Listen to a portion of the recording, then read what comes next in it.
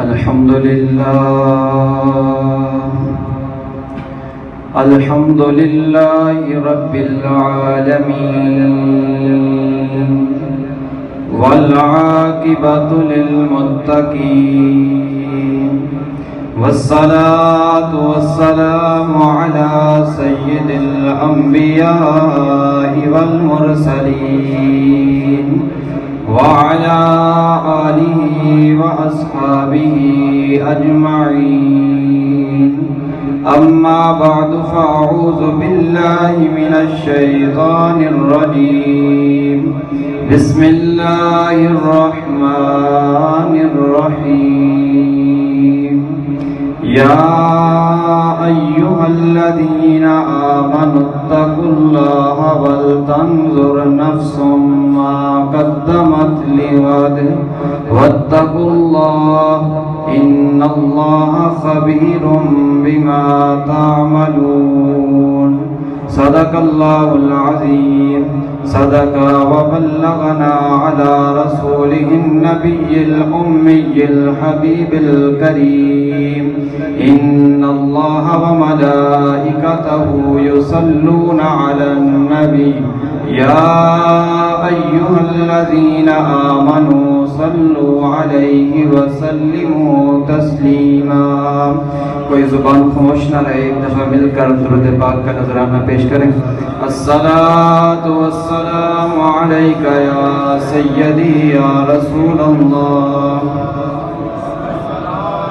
وعلى آلك وأصحابك يا سيدي يا حبيب الله الصلاة والسلام عليك يا سيدي يا نبي الله وعلى آلك وأصحابك يا سيدي يا خاتم النبيين۔ زندگی آمد برائے بندگی، زندگی بے بندگی شرمندگی، سونے والے اللہ اللہ کر کے سو، کیا خبر تو اٹھے نہ اٹھے صبح کو، اور جاگنے والے جاگ لے افلاک کے سایہ تھلے، حشر تک تو سویا رہے گا خاک کے سایہ تھلے۔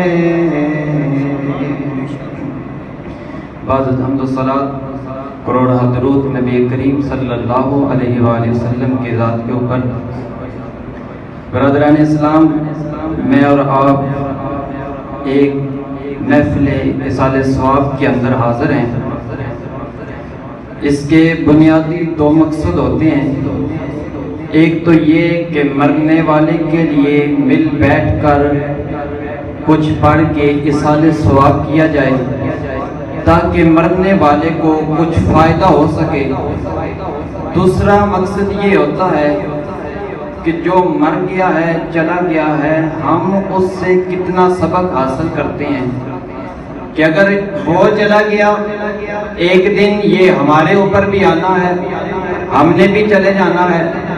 آج اگر ہم کسی کی محفل کل کے اندر حاضر ہیں تو کل ہماری بھی یہ محفل کل ہونی ہے، یہ وقت ہم پر بھی آنا ہے۔ لیکن کیا ہم اس وقت کے لیے تیار ہیں؟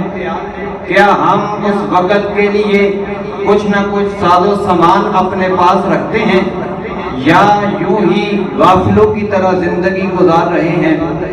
بنیادی طور پر دو جہان ہوتے ہیں، ایک یہ جہان زندگی کا جس کے اندر ہم رہ رہے ہیں، وقت گزار رہے ہیں، ایک آخرت کی زندگی ہے۔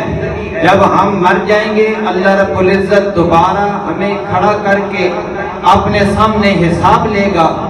ایک وہ جہان ہے، لیکن اس جہان کے لیے ہر بندہ محنت کرتا ہے کہ میری زندگی آسان ہو جائے، ہر بندہ محنت کرتا ہے کہ میری زندگی میں آسائش آ جائے، ہر بندہ محنت کرتا ہے کہ میرا کل کا دن بہتر ہو جائے۔ اسے پتا ہے اگر میں نے محنت نہ کی، اگر میں نے تگ و دو نہ کی تو میرے پاس شام کا کھانا بھی نہیں ہوگا، کل میں دنیا سے پیچھے رہ جاؤں گا۔ اس عارضی زندگی کے لیے جیسے ہی صبح پھوٹتی ہے ہر بندہ حرکت میں آ جاتا ہے، کوئی آ رہا ہے، کوئی جا رہا ہے، ہر طرف آنا جانا لگا ہوا ہے، لوگ اپنی زندگی میں آگے بڑھنا چاہتے ہیں، لیکن اس عارضی زندگی کے لیے ہر کوئی محنت کر رہا ہے، ہر کوئی اپنا آرام قربان کر رہا ہے، تو کیا اس جہان کے لیے جہاں ہم نے ساری زندگی رہنا ہے، جہاں سے پھر اگلے جہان کی طرف کوئی اشارہ نہیں ہے، ہمیشہ کے لیے وہاں رہنا ہے، کیا اس جہان کے لیے بھی ہمیں کچھ نہ کچھ محنت کرنی چاہیے یا نہیں؟ کرنی چاہیے یا نہیں؟ اس جہان کے لیے بھی ہمیں کچھ نہ کچھ تیار کرنا چاہیے یا نہیں؟ اگر ہم اس عارضی زندگی کے لیے کچھ نہ کچھ تیار کرتے ہیں تو کل کے لیے، کل قیامت کے لیے ہمیں کچھ نہ کچھ تیار کرنا چاہیے۔ اسی کی طرف اللہ رب العزت کے قرآن نے بھی اشارہ کیا ہے کہ یا ایھا الذین آمنوا اتقوا اللہ، اے ایمان والو اللہ سے ڈرو، ولتنظر، اور سوچے نفس، ولتنظر نفس ما قدمت لغد، اور ہر نفس سوچے کہ اس نے کل کے لیے کیا تیار کیا ہے، کل کے لیے اس کے پاس کون سا سامان ہے جس کے اوپر اس کو ناز ہے۔ انسان کے اوپر 3 وقت آتے ہیں، ایک اس کا بچپنا ہوتا ہے، بچپن میں اسے بڑی امیدیں ہوتی ہیں کہ ابھی میرا بچپن ہے، ابھی میرے پاس وقت ہے، ابھی میں زندگی میں جو چاہوں کر لوں، میں آج اچھی شخصیت بن جاؤں، کل میرا ہر بڑھتا قدم ترقی کی طرف جائے۔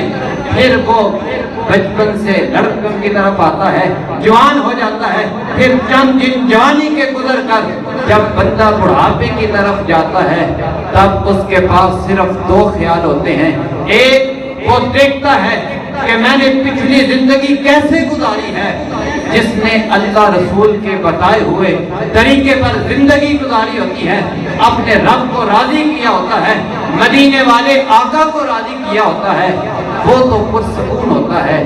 لیکن وہ جس نے ساری زندگی اپنے رب کی نافرمانی کی ہو، جس نے ساری زندگی ظلم کمایا ہو، ساری زندگی لوگوں کے ساتھ زیادتی کی ہو، ساری زندگی ناپ تول میں کمی کرتا رہا ہو، کسی کو دھوکہ دینا اپنا فخر سمجھتا رہا ہو، وہ کل پھر جب یہ وقت آتا ہے، بڑھاپے کو پہنچتا ہے، پھر وہ پچھتاتا ہے، ہائے میری پچھلی زندگی بھی کالی گزر گئی، پچھلی زندگی بھی گناہوں کے اندر گزر گئی، اور میری آئندہ جو قبر والی زندگی ہے وہ بھی اندھیری زندگی ہے، میں اس قبر کی زندگی کے لیے کچھ کما نہ سکا۔ لیکن وہ وقت آنے سے پہلے اللہ رب العزت کتنا کریم ہے، ماؤں سے زیادہ پیار کرنے والا، اس نے پہلے ہی وہ وقت آنے سے ہمیں نصیحت کی ہے کہ اے ایمان والو اللہ سے ڈر جاؤ، اپنے کل کے لیے کچھ نہ کچھ تیار کر لو۔ اللہ سے ڈرنے کا کیا مطلب ہے؟ آج ہم لوگ اللہ سے نہیں ڈرتے، بہت سارے ایسے لوگ ہیں جو اللہ سے نہیں ڈرتے۔ میں آپ سے ایک بات پوچھتا ہوں، ہر بندے کو پتا ہے کہ اگر میں نے بجلی کی 2 ننگی تاروں کو ہاتھ لگایا، کرنٹ لگنے سے میری جان چلی جائے گی۔ کبھی کسی بندے نے تجربے کے لیے ہاتھ لگایا؟ کبھی کسی بندے نے بجلی کی تار کو ہاتھ لگایا؟ ہمیں پتا ہے کہ ہم کوئلہ اٹھائیں گے، کوئلہ گرم ہوگا، ہمارے جسم کو جلا دے گا۔ کبھی کسی بندے نے کوئلے کے اوپر ہاتھ رکھ کے چیک کیا کہ میں چیک کروں کہ یہ جلاتا ہے یا نہیں؟ ہم بجلی کی تاروں سے تو ڈرتے ہیں، ہم کوئلے کے جلانے سے ڈرتے ہیں، لیکن اللہ رب العزت کے اس عذاب سے نہیں ڈرتے جس سے اس نے ہمیں بارہا ڈرایا ہے۔ ہم اس دنیا میں مست ہیں، اسی میں زندگی گزار رہے ہیں۔ آؤ دیکھیں کہ ڈرنا کس کو کہتے ہیں۔ اللہ رب العزت نے فرمایا یا ایھا الذین آمنوا اتقوا اللہ ولتنظر نفس ما قدمت لغد، اے ایمان والو اللہ سے ڈرتے رہو اور ہر نفس سوچے کہ اس نے کل کے لیے کیا تیار کیا ہے۔ ڈرنا کس کو کہتے ہیں؟ مدینہ طیبہ ہے اور ایک نوجوان جو پکا نمازی ہے، ہر وقت نماز کے لیے مسجد میں جاتا ہے، ایک دن عشاء کی نماز پڑھنے کے لیے مسجد کے اندر گیا، واپس گھر نہیں آیا۔ اس سے باپ کہتا ہے میں اپنے بچے کی تلاش کے لیے نکلا کہ میرا بیٹا روزانہ جاتا ہے نماز کے لیے، نماز کے بعد وہ سیدھا گھر آ جاتا ہے، لیکن آج نماز کے بعد میرا بیٹا گھر نہیں آیا۔ وہ کہتا ہے جب میں تلاش کرنے کے لیے گیا میں نے دیکھا میرا بیٹا ایک گلی کے کونے میں بے ہوش پڑا ہے، میں نے اسے اٹھا کے گھر لے آیا، لا کر جب اسے ہوش آئی پوچھا بیٹے تیرے ساتھ کیا معاملہ پیش آیا؟ وہ کہنے لگا ابا جان میں اسی طرح نماز کے لیے جا رہا تھا جیسے ہر روز جاتا ہوں، ایک فاحشہ ایک بدکارہ عورت نے مجھے دعوت گناہ دی، میرا دل پھسل گیا، میں اس کے ساتھ چلا گیا، وہ مجھے ایک ایسے کمرے میں لے گئی جہاں میرے اور اس کے علاوہ کوئی بندہ نہیں ہے، وہ مجھے کہنے لگی میرے ساتھ گناہ کرو، مجھے دعوت گناہ دی۔ وہ کہتا ہے میرے والد میں نے بھی کپڑے اتارے ہیں، اس نے بھی کپڑے اتارے ہیں، ہم دونوں گناہ کے لیے رضامند ہیں۔ اتنی دیر میں ساتھ گھر والے قرآن پڑھ رہے تھے، اس کی ایک آیت میرے کان کے اوپر پڑی، وہ آیت کون سی ہے؟ اس نے کہا ان الذین اتقوا اذا مسهم طائف من الشیطان تذکروا فاذا هم مبصرون۔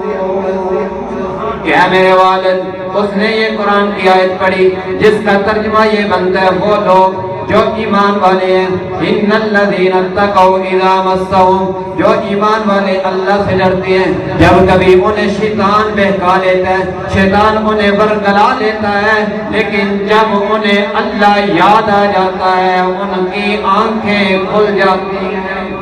وہ کہتا ہے جب میں نے یہ آیت قرآن کی سنی تو میرا دل ڈر گیا، میں وہاں بے ہوش ہو گیا، اس کے بعد مجھے نہیں پتا میرے ساتھ کیا معاملہ آیا۔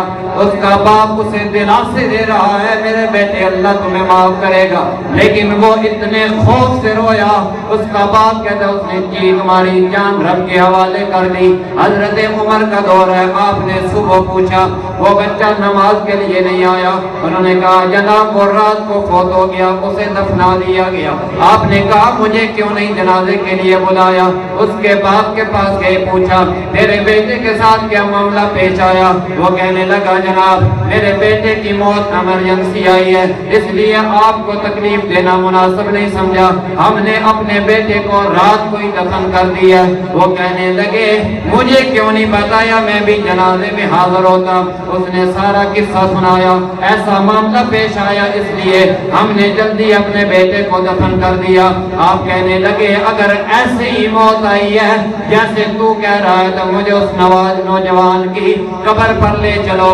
جب آپ کو قبر کے اوپر لے کے آئے آپ نے کہا اے نوجوان اگر جس طرح تیرا باپ کہتا ہے ایسے ہی تیری موت آئی ہے تو سن لے، وَلِمَنْ خَافَ مَقَامَ رَبِّهِ جَنَّتَانِ، میرے رب کا وعدہ ہے وہ بندہ جو اپنے رب کے سامنے کھڑے ہونے سے ڈر گیا، جو اپنے رب کے سامنے حساب دینے سے ڈر گیا، اس کے لیے اللہ رب العزت نے دو جنتیں رکھی ہیں، دو جنتیں رکھی ہیں۔ جب آپ نے یہ بات کی قبر سے آواز آئی، اس نے کہا اے امیر المومنین آپ قبر پر کھڑے ہو کر مجھے یہ خوشخبری سنا رہے ہیں، میرے رب نے مجھے دو جنتیں عطا بھی فرما دی ہیں، مجھے اس سے پہلے ہی جنتیں دو میرے رب نے عطا فرما دی ہیں، لیکن شرط یہ ہے کہ اپنے رب کے خوف سے ڈر جائے۔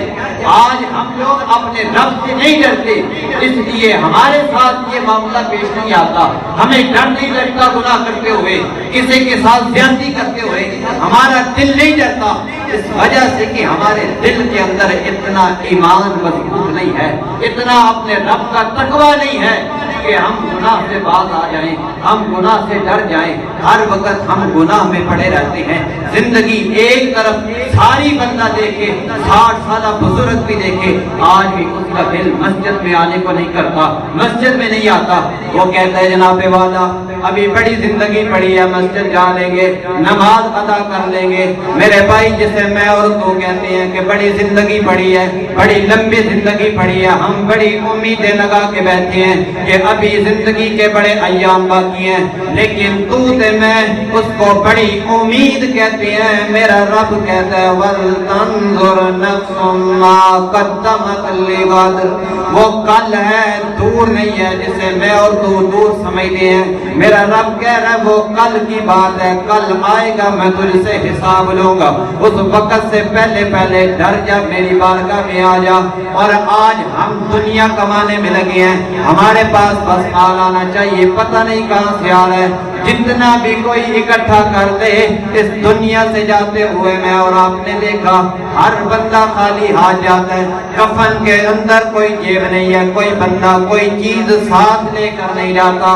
آپ نے بارہا یہ دفعہ واقعہ سنا کہ سکندر اعظم جب فوت ہوا، آدھی دنیا کا فاتح حکمران، اس نے کہا میرے ہاتھ کفن سے باہر چھوڑ دینا۔ لوگوں نے پوچھا کس وجہ سے؟ کہنے لگا میں دنیا کو یہ سبق دینا چاہتا ہوں کہ میں نے آدھی دنیا فتح کی ہے لیکن ساتھ کوئی چیز لے کر نہیں جا رہا، سب کچھ یہی چھوڑ کے جا رہا ہوں، میں ساتھ کوئی چیز لے کے نہیں جا رہا۔ یاد رکھو کہ اس دنیا کے لیے جس کے لیے ہم نے اپنے رب کو بلا دیا، جس کے لیے ہم نے رسول اللہ کی تعلیمات کو بلا دیا، اس دنیا کو چھوڑ کر تو اور میں کتنا کما لیں گے، کتنا اکٹھا کر لیں گے، زیادہ سے زیادہ بندہ بادشاہ بن جائے گا، ایک ملک کا حکمران بن جائے گا اور دنیا آدھی فتح کر لے گا، جتنی بھی فتح کر لے گا، اس سے زیادہ تو کوئی کچھ نہیں کر سکتا۔ لیکن حضرت امام غزالی رحمۃ اللہ علیہ نے بڑی خوبصورت بات لکھی۔ آپ فرماتے ہیں ایک بادشاہ سیر کرتے ہوئے ایک دور دراز علاقے میں نکل گیا، جنگل میں پہنچ گیا۔ جب وہاں پہنچا اسے سخت پانی کی پیاس لگی ہے۔ اب اگر پانی نہیں ملتا تو حالت یہ ہے کہ اس کی جان جانے کا خطرہ ہے، اب اسے پانی نہ ملا تو مر جاتا۔ اس نے ارد گرد گھوما، دیکھا، پانی تلاش کیا، نہ ملا۔ جب پانی نہ ملا اس نے دیکھا ایک فقیر کی کٹی ہے، فقیر وہاں موجود ہے۔ اس نے کہا فقیر تیرے پاس پانی ہے؟ آپ نے فرمایا ہاں میرے پاس پانی ہے۔ کہنے لگا مجھے دو زندگی میری بچ جائے گی، اگر تم پانی نہیں دو گے میں یہاں پیاس کی وجہ سے مر جاؤں گا۔ آپ نے کہا تو کون ہے؟ کہنے لگا میں فلاں سلطنت کا بادشاہ ہوں۔ آپ نے کہا مجھے نہیں پتا تو کس سلطنت کا بادشاہ ہے، اب اگر یہاں تجھے پانی چاہیے تو تمہیں کچھ نہ کچھ مجھے دینا پڑے گا۔ کہنے لگا جناب آپ کیا لیں گے؟ مجھے پانی دے دیجیے۔ آپ نے کہا آدھی حکمرانی لگے گی پھر تمہیں پانی ملے گا۔ کہنے لگا اگر مر گیا ساری سلطنت چلی جائے گی، آدھی دے کر اپنی جان بچا لیتا ہوں۔ آدھی سلطنت دے دی۔ آپ نے کہا مجھے چمڑے کے اوپر لکھ کر دو کہ آدھی بادشاہی میری ہے، لکھ کر دے دیا۔ پھر آگے چلتا گیا، گھوڑے کے اوپر بیٹھا آگے چلا گیا۔ لیکن جب بندہ آرام میں ہوتا ہے، لیکن جب بندہ آسائش میں ہوتا ہے تب اسے اپنے رب کے کیے ہوئے وعدے بھی بھول جاتے ہیں۔ انسان کو کیا چیز ہے؟ خود اللہ کا قرآن کہتا ہے وَإِذَا أَنْعَمْنَا عَلَى الْإِنسَانِ أَعْرَضَ وَنَأَىٰ بِجَانِبِهِ کہ جب انسان جو نعمتوں دیا نے انسان غفلت کے اندر پڑا رہتا ہے۔ وہ بادشاہ گھوڑے کے اوپر سوار ہوا، اپنے محل میں آ گیا، کچھ عرصہ گزرا، بادشاہ کا چھوٹا پیشاب بند ہو گیا۔ اب پھر وہ علاج کے لیے در بدر بھٹکنے لگا، لوگ آتے رہے اس کا علاج کرتے رہے لیکن آرام نہ آیا۔ وہی فقیر گزرتا ہوا آیا، اس نے کہا اگر کہو تو بادشاہ میں تیرا علاج کر دوں۔ کہنے لگا اللہ کا بھلا ہوگا، میرا علاج کرو، تمہارا بھلا ہو، میرا علاج کرو، میری زندگی بچ جائے گی۔ وہ کہنے لگا اپنا पिछला वादा याद कर, पहले वो वादा पूरा कर, फिर मैं तेरा इलाज करूंगा। लिख कर दे दिया कि आधी सल्तनत तेरी। आप कहने लगे अब अगर इलाज कराना है तो बाकी आधी सल्तनत भी मुझे दे दो। कहने लगा अगर न दी तो मर जाऊंगा, सारी चली जाएगी। चलो सल्तनत जाती है जाए, जान तो बच जाए। वो भी आधी सल्तनत दे दी, सारी सल्तनत फकीर को लिख कर दे दी। आपने उसका इलाज किया, बादशाह ठीक हो गया। उसने कहा जी मैं चलता हूँ, अब बादशाही आपकी है। आपने कहा मैंने बादशाही नहीं लेनी, मेरा मकसद बादशाही नहीं था। मैं तुझे समझाना चाहता हूँ, जिस बादशाही के नशे में तो दिन रात रहता है, जिस बादशाही के नशे में तो लोगों पर जुल्म करता है, बदबयानती करता है, उस बादशाही की कीमत तो सिर्फ एक पानी का गिलास है। अगर तू पी ले, अगर तेरे अंदर अटक जाए, बादशाही कुर्बान कर देता है। पानी न मिले तो बादशाही कुर्बान कर देता है। मैं तुझे ये बताना चाहता हूँ, जिस बादशाही के लिए तो इतना नाज करता है, उसकी कीमत तो सिर्फ एक पानी का गिलास है। कि एक पानी का गिलास जिसके लिए तू ना मिले तब भी हुकूमत कुर्बान करता है। अगर पी ले अंदर पानी अटक जाए फिर भी हुकूमत कुर्बान करता है। मैं तुझे ये बताना चाहता हूँ, इस हुकूमत की कोई वैल्यू नहीं है। अगर है तो अल्लाह रसूल के फरमान के मुताबिक जिंदगी गुजारने की है, कि जब तू उनके मुताबिक जिंदगी गुजारेगा फिर तू कामयाब होगा, फिर तेरी जिंदगी भी आसान होगी, तेरी आखिरत भी आसान होगी। और इसी बात को कहा कि हमें आज न दुनिया याद है, न आखिरत याद है, न फिक्र है आखिरत की। जिन लोगों ने आखिरत की फिक्र की है उन्होंने इस दुनिया को नहीं देखा, बल्कि उन्होंने अपनी सारी जिंदगी आखिरत के लिए वक़्फ़ कर दी। एक एक लम्हा अपने रब को याद रखा। हजरत अली मुर्तज़ा शेर खुदा रज़ी अल्लाह तआला अन्हु, आप का ये मामूल मुबारक था, जब सुबह की अज़ान होती आप गलियों के अंदर चक्कर लगा के खुद ऐलान करते थे, लोगों उठो नमाज का वक्त हो गया। नमाज के लिए आप खुद ऐलान करते थे, लोगों को दावत देते थे कि नमाज के लिए आओ। सर्दी का मौसम है, आपके जिस्म पर वही पुरानी चादरें हैं जो मदीना तैयबा से लेकर आए हैं। आपका सर्दी की वजह से जिस्म कांप रहा है। महरम राज गुलाम आपके साथ है। वो कहने लगा जनाब बैतुल माल के अंदर बड़ी अच्छी चादरें आई हैं, बड़े अच्छे गर्म कंबल आए हैं, आप वो कंबल ले लें, अपने जिस्म के ऊपर कर लें, सर्दी से बच जाएंगे। सुनो मौला अली ने क्या जवाब दिया। आप कहने लगे ऐ मेरे गुलाम, ये जिंदगी तो जैसे भी है गुजर जाएगी, अगर फिक्र करनी है तो आखिरत की फिक्र करो। आपने फरमाया अगर मैंने बैतुल माल से चादरें ना ली तब भी ये जिंदगी गुजर जाएगी, ये वक्त गुजर जाएगा।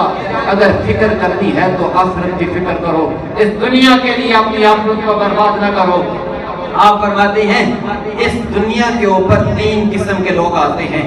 तीन किस्म के, कितनी किस्म के? तीन किस्म के लोग आते हैं। फरमाया उनमें से पहले वो होते हैं जो अपनी आखिरत को याद रखते हैं, दुनिया को छोड़ देते हैं, हर वक्त आखिरत की फिक्र लगी रहती है, दुनिया से वो बिल्कुल बेगाना हो जाते हैं। फरमाया ये लोग भी बेहतर हैं। और दूसरे वो लोग हैं जो अपनी आखिरत को भी याद रखते हैं, अपनी आखिरत को बिगड़ने नहीं देते, लेकिन साथ साथ अपनी दुनिया भी संभालते हैं। फरमाया ये सबसे बेहतरीन लोग हैं जो अपनी दुनिया भी संभालते हैं, आखिरत की भी फिक्र करते हैं। इस्लाम ये नहीं कहता कि तुम कारोबार न करो, ये नहीं कहता तुम पैसा न कमाओ, ये नहीं कहता कि तुम गरीबी की जिंदगी गुजारो, बल्कि ये कहता है ईमान के साथ जिंदा रहो, पैसा कमाना है कमाओ, लेकिन अपनी आखिरत की फिक्र करो। और फरमाया तीसरे वो लोग हैं जो अपनी इस दुनिया के अंदर इतने खो जाते हैं कि उन्हें आखिरत की बिल्कुल फिक्र ही नहीं होती, आखिरत की तरफ सोचते नहीं है। फरमाया ये लोग सबसे बदनसीब हैं, बदतर लोग हैं, बुरे लोग हैं जो अपनी दुनिया की खातिर आखिरत को बर्बाद कर देते हैं। फरमाया अच्छे लोग वही हैं जो दुनिया को भी नहीं बिगड़ने देते, साथ आखिरत की भी फिक्र करते हैं, आखिरत को भी याद रखते हैं। फरमाया कामयाब लोग वही हैं, वही कामयाबी की जिंदगी गुजार रहे हैं। और आज मैं तो अपना मुहासबा करें कि हम कहाँ खड़े हैं, हम कहाँ खड़े हैं, किसके लिए जिंदगी गुजार रहे हैं, अपनी जात को राजी करने के लिए या अपने अल्लाह को राजी करने के लिए।